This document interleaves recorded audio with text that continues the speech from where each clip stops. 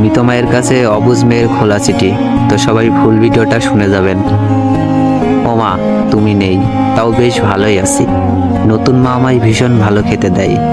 বাসি তরকারি, পচা ভাত আর নষ্ট ডাল আমার খুব ভালোই পেট ভরে যায়।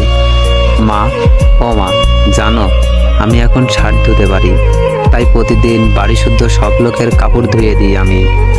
জানো মা, পড়তে এখন আমার আর ভালো লাগে না। আমার এখন আর কোনো বই নেই, আমার এখন আর কোনো খাতা নেই, কলম নেই, নেই কোনো স্কুল ব্যাগ। জানো মা, আমার নতুন ছোট ভাইও আমাকে প্রায় লাথি দেয়।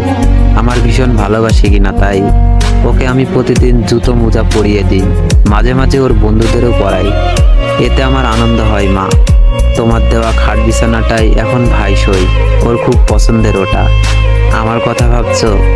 আমি সিঁড়ির নিচে মাদুর পেতে শুই, আমার একটুও কষ্ট হয় না।